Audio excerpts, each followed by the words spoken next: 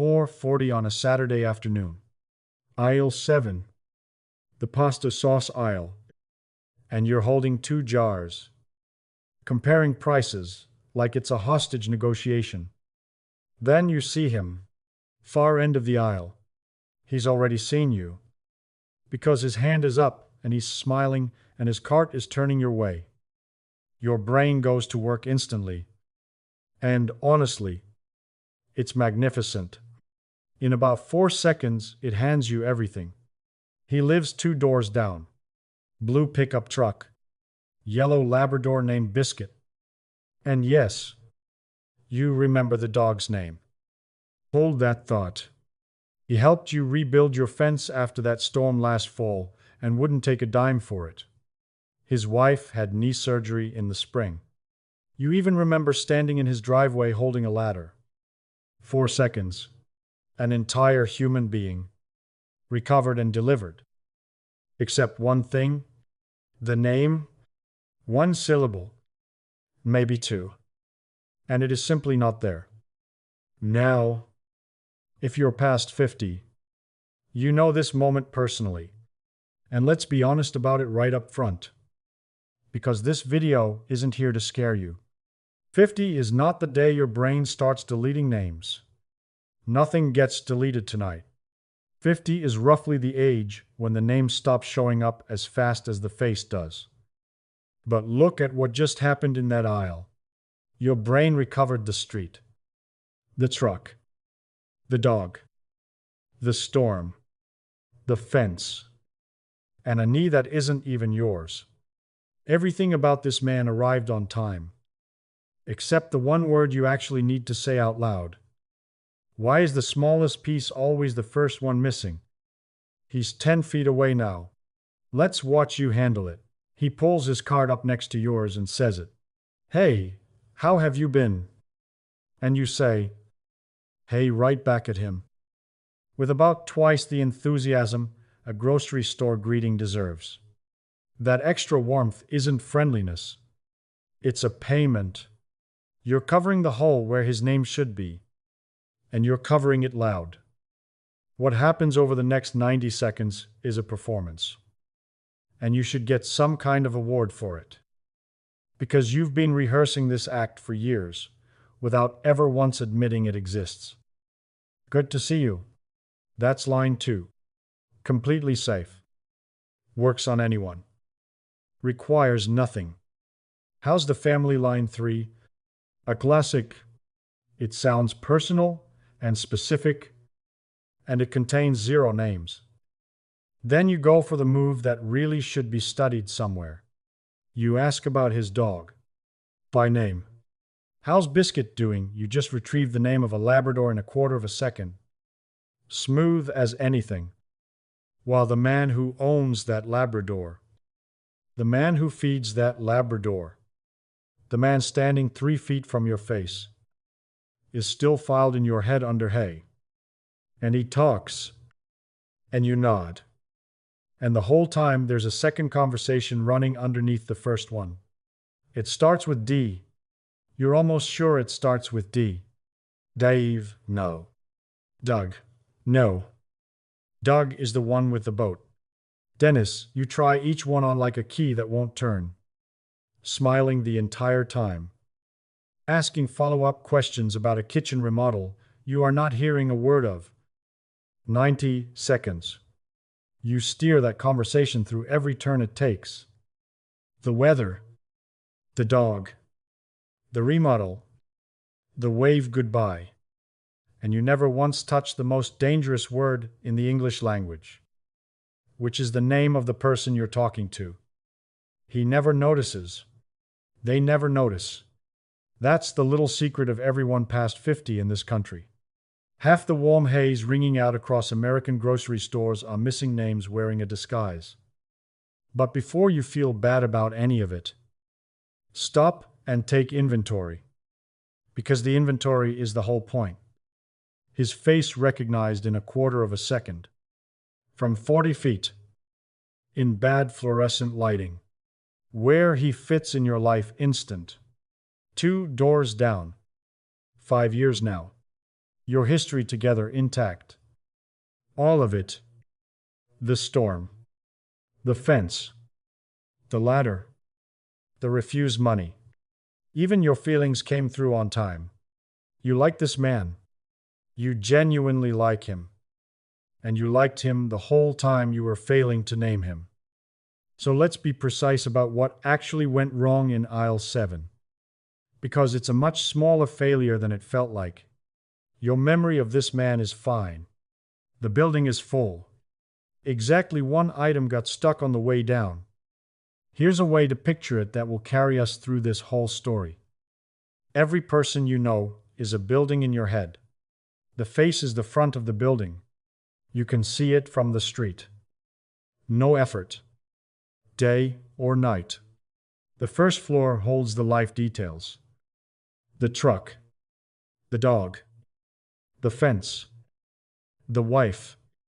The knee. Those doors are wide open. And notice something about that floor. Everything on it is connected to everything else. The fence leads to the storm. The storm leads to the ladder. The ladder leads to the driveway. Ask for one item and 3 more come along for free. That floor has staircases everywhere. The name is different. The name is stored on the roof. And the name has a design problem that nothing else in the building has. It's connected to nothing. Think about it. A man who builds houses gives you 1,000 clues for the word builder. The tool belt. The hammer. The sawdust. The truck full of lumber. The word practically walks up and introduces itself. But if that same man is named Baker, nothing about him bakes. Nothing about his face, his voice, his handshake, or his dog points to the sound Baker.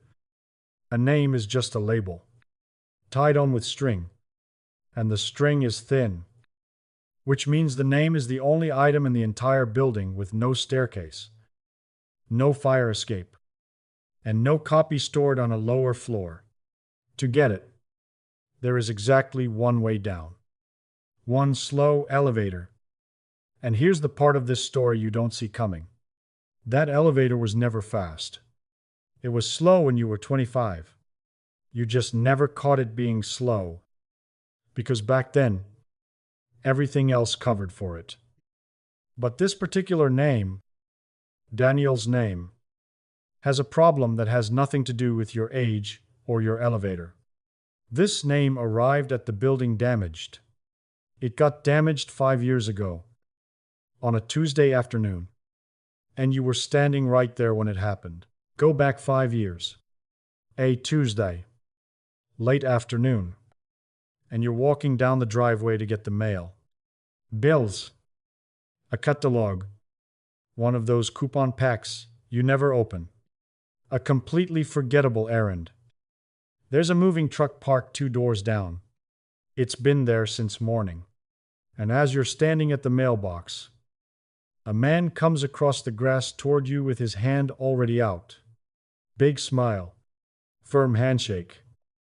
Hi, I'm Daniel. We just moved in.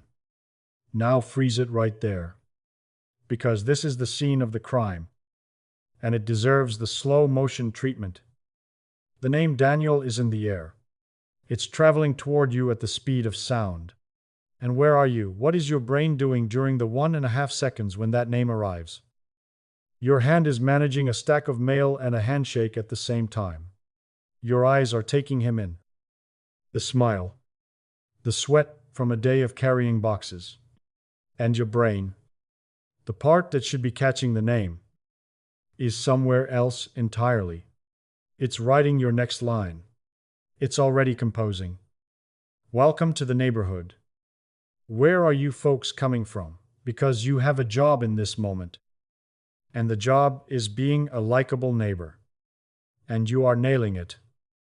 The name Daniel enters your left ear, sits in the lobby for about 1.5 seconds, and leaves. It was never written down. It was only heard. And those are 2 different things. Hearing a name is air moving. Writing a name is work. A second or two of actual attention. And in that driveway, your attention was fully booked. So look at what got built in the weeks after that handshake.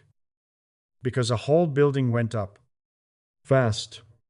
The face went up that same afternoon. One glance. Done. Permanent.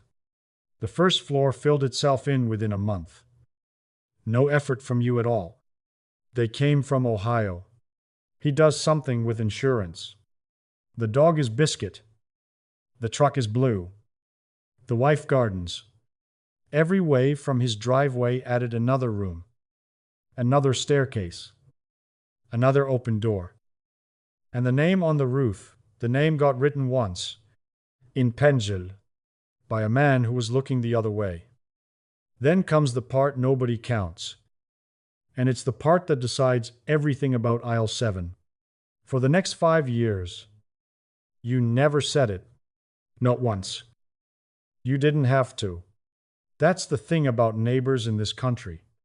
Neighbors don't run on names. Hey is enough. A wave is enough. Morning works all year round. There's the nod from the car. The two-finger salute off the steering wheel. The, how about this weather across 2 driveways? 5 years of contact. Hundreds of little hellos. And the name Daniel never came out of your mouth a single time. So, do the accounting on that building. Every wave repainted the front. Every driveway chat added furniture to the first floor. The dog. The fence. The storm. All of it got traced over again and again until those lines were carved in. And the roof, nobody went up to the roof. For 5 years. Nobody so much as visited. Pencil fades on its own. It doesn't need your help. It just needs your neglect. And neglect is exactly what it got. One friendly wave at a time. Now walk back into that grocery store with honest eyes. Because your 50-something brain deserves a better lawyer than it's been getting. Look at the actual job it was handed in aisle 7. It was not asked to remember a name. It was asked to read a single pencil line. Written once. 5 years ago. By a distracted man. Never traced over since. And it was asked to read that line in about 3 seconds. Under fluorescent light.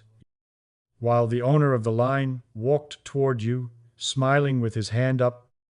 Your 30-year-old brain would have struggled with that job too. It would have just struggled faster. And some nights it would have lost. And you'd have blamed the long day and thought nothing of it. So no. The mystery of aisle 7 isn't really about what's fading inside your head. The name was faint before your age ever touched it. You heard it once, filed it badly, and never used it again. That's the case. And the case is closed. Except that closes one mystery and opens a bigger one. Because if names were always written in pencil, and the elevator was always slow, then something real still changed around 50. You feel it. It's the whole reason you clicked on this video. And you didn't imagine it. So here's the actual question. What did 50 change? The answer is smaller than you fear. More boring than the internet wants it to be. And it comes down to speed. And to a deadline you never knew you were living under. Let's start with the version of this story you've already heard. So we can throw it out. The internet loves a switch. It loves the idea that somewhere around your 50th birthday, a breaker flips in your head. Some department goes dark. And the names start dropping like flies. That story sells supplements. It also happens to be wrong. Nobody has ever found the switch. Because there isn't one. No part of your brain retired on your birthday. No floor of the building went dark. What actually changed is so ordinary it's almost disappointing. The elevator slowed down. That's it. That's the confession. The same elevator that's been hauling names down from rooftops your entire life still runs. still finds the right building, still picks up the right name. It just takes a beat longer than it used to. The kind of delay you'd never notice at a stoplight or a checkout line. And you'd never have noticed it here either. Except for one thing. There's a deadline. You've been living under it your whole adult life. And you've never once thought about it. A face-to-face greeting runs on a clock. And the clock is brutal. From the moment you recognize someone to the moment you're expected to speak. You get a window. A short one. Watch people greet each other in any parking lot and you can see it. That little stretch of time where a name can still land naturally. Call it 3 seconds. After that, the moment moves on without you. Nobody agreed to this deadline. Nobody negotiated it. It's just the speed of being a person. And it doesn't grant extensions. Now run both versions of you against that clock. At 30, the elevator made the trip fast. Call it a second and a half. The name arrived. The doors opened. And you said, "Hey, Daniel," with time to spare. You never knew there was a deadline, because you never once missed it. And remember, the elevator was already slow at names back then. It was always the weakest machine in the building. It just beat the clock by enough that you never saw it sweat. After 50, the same trip runs longer. Call it 4. Same elevator. Same building. Same faint pencil name on the same roof. The machine still works. And most nights, it still finishes the trip. It just finishes after the conversation has already moved on. The doors of the greeting closed at 3. And the name showed up at 4. Holding its little ticket. Looking around at an empty lobby. The name isn't gone. The name is late. And that right there is the sentence this whole video has been driving toward. So, let it land. You are not forgetting the person. You are getting slower at turning the person into a sound. Everything about Daniel arrived on time in that aisle. Because everything else in the building has staircases. Shortcuts. Copies on every floor. The face, the fence, the dog. They all beat the clock easily.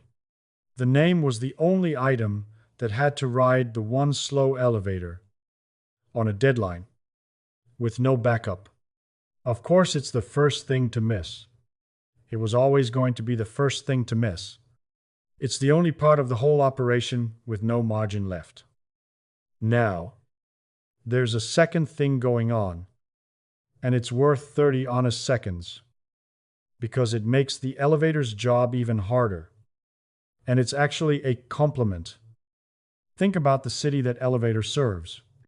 At 25, your head held maybe a few hundred buildings that mattered. The kids you grew up with, some classmates, a first job's worth of coworkers, a small town. By 50, that town is gone. You're running a city, 4 jobs worth of coworkers, 2 churches, 3 neighborhoods, 1 bowling league, your kids' friends, and your kids' friends' parents, old bosses, new dentists, every teacher your children ever had, and scattered all through that city. The duplicates. 3 Mikes at one job alone. A Dan, a Dave, and a Danny on one street. So the call that went out in aisle 7 wasn't just bring down the name.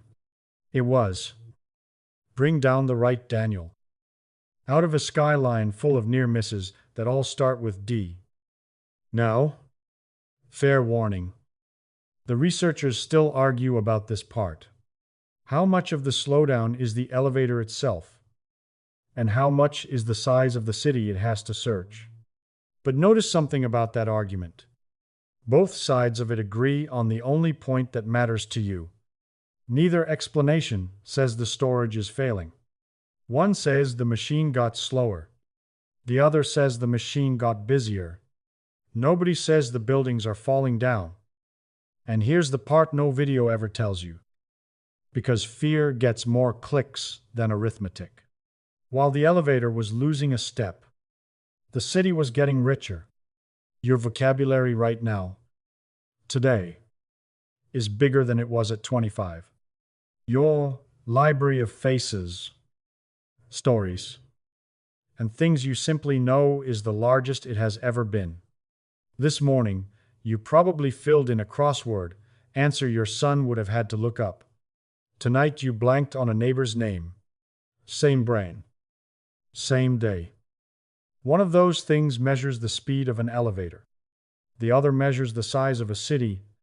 You've been grading yourself on the elevator and giving yourself no credit for the city. So, that's what 50 changed. A one-beat text. Collected at the worst possible moment. In front of a witness. You say goodbye to him at the end of aisle 7. He waves. You wave. You push your cart to the register. Load the trunk. Pull out of the parking lot. And start thinking about what to thaw for dinner. But your brain never hung up. Somewhere below the dinner question. Without asking your permission. It kept the search open. You're on the drive home. The radio's low. You've moved on completely. Or at least you think you have. First light. Second light. You're deciding between the chicken in the freezer and just picking up a pizza. Third red light. And with no warning at all, the door's open.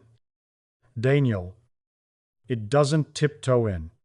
It arrives whole. Obvious. Sitting there like it never left. And you do the thing everyone does. The thing you've maybe never admitted to another living soul. You say it out loud. Alone in the car. Daniel. His name is Daniel. And then you just sit there at that light. It's a strange little silence. And it isn't the silence of a man who won something. It's the silence of a man signing for a package that showed up 20 minutes after he stopped needing it. Everyone past 50 knows this exact moment.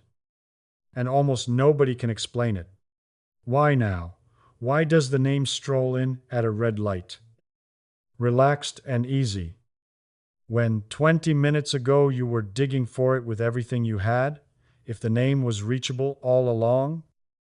Where was it when a smiling man stood 3 feet away? Waiting. Here's where it was. Still on the elevator. The whole time. Go back to aisle 7 and look at what you were actually doing while you dug. You were standing in the lobby pounding on the elevator doors. Smiling on the outside. Pounding on the inside. Dave. Doug. Dennis. Come on. Come on. He's right here. Hard up. Clock running. A live audience watching your face for the delay. And all that pressure did exactly nothing for the machine. The elevator doesn't take urgency. It doesn't have a hurry button. All the pounding accomplished was filling the lobby with noise while a slow, stubborn machine did what it does at the only speed it has. Worse than that. The pounding was traffic. Every wrong name you grabbed. Dave, Doug, Dennis, was another body crowding into that lobby. Standing in front of the doors. Blocking the way for the one name actually making the trip. Then you gave up and walked away. But here's the detail that explains your entire drive home. The call button stayed lit. Your brain hates an unfinished search. So, it kept working the problem. Quietly. Underneath the radio and the dinner debate. The fence brushed up against the storm. The storm bumped the blue truck. Biscuit's name, which you found instantly. Remember? Kept tapping on a door somewhere. Saying, "My owner starts with D. I'm sure of it." Signal by signal. Floor by floor. The elevator kept climbing. And at the third red light, with the pressure gone and the lobby empty, the doors opened and the name walked out, looking for a conversation that ended 20 minutes ago. Now, hold on to that moment in the car. Because it's more than a punchline. It's evidence. And it's testifying in your favor. The name came back. Sit with what that proves. The file was never lost. The roof never collapsed.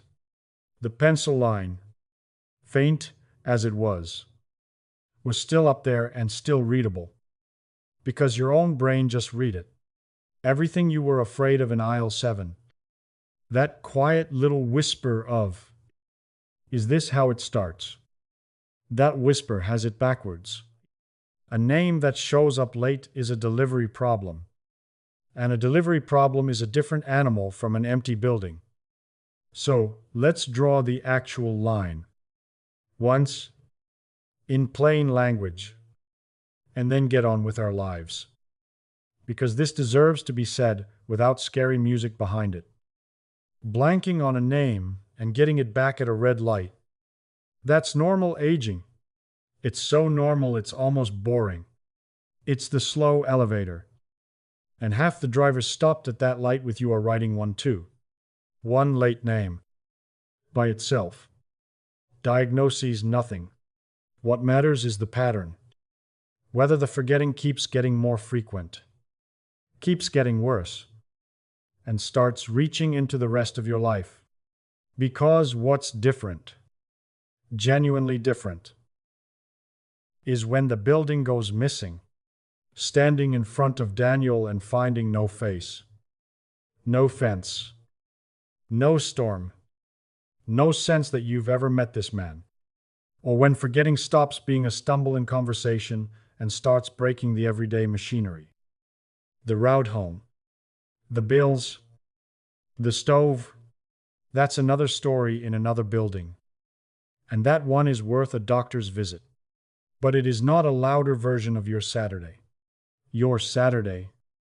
You recovered a dog's name, a wife's knee, and the exact shape of a fence you rebuilt together. Your buildings are lit up and full. Fine, though, is a diagnosis.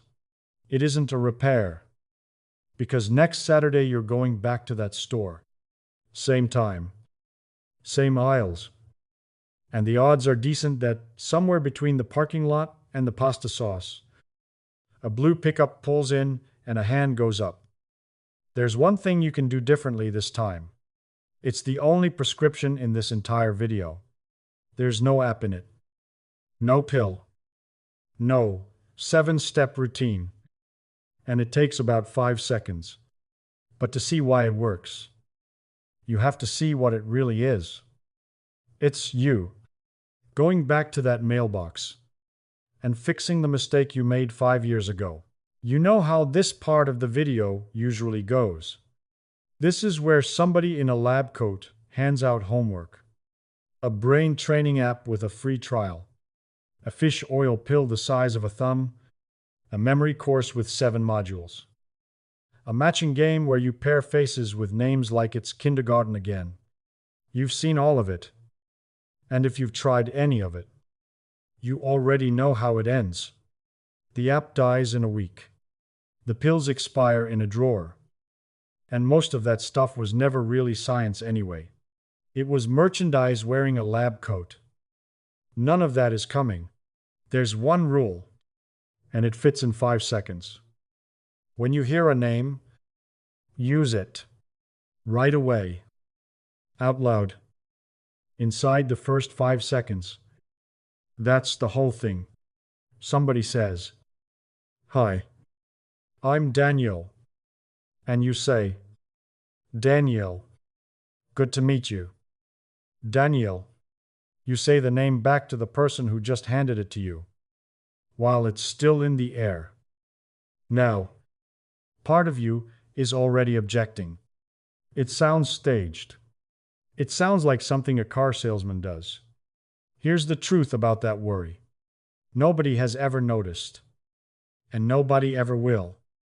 because you're saying the one word every person on earth is happiest to hear. People do not review how their own name got used. They just warm up about half a degree and keep talking. But look at what those 5 seconds actually do inside the building. Because this is the fix for the mailbox. Made to order. 5 years ago, the name Daniel came at you while your attention was somewhere else. Writing your next line, juggling the mail. It got heard. And it never got written. Saying the name back changes the job completely. You can't say a word you didn't catch. The moment your own mouth has to produce Daniel, your brain has no choice but to actually grab it, hold it, and press it onto the page. That one little echo is the difference between air moving past your ear and ink going onto the roof. And it does one more thing. Something that name has never had in its life. Saying it is the first ride the elevator ever takes with that name on board. You just taught the machine the route. Want to spend 5 more seconds. Tie the name to one thing you can see or one thing you know. Daniel with the yellow lab. Maria from the library. Do that. And you've done something almost unfair. You've built the name a staircase. You've taken the loneliest word in the building and given it a neighbor. So the next time the elevator is slow, the fence and the dog and the storm can pass the name along hand to hand. And now the honest print at the bottom. Because this channel doesn't sell miracles. This rule doesn't make you 30 again. The elevator keeps the speed it has. And the city keeps growing. And some names will still show up at red lights. All this rule does is make sure the thing written on the roof is written in ink. Dark enough that a slow machine can still deliver it inside a short window. That's the whole promise. It happens to be enough. Which leaves one piece of unfinished business. Daniel himself. His name went in 5 years ago. In Penjil. And no rule about first introductions can reach back and fix that Tuesday. So next Saturday, when the hand goes up in aisle 7, you've got 2 good ways to play it. And they're both wins.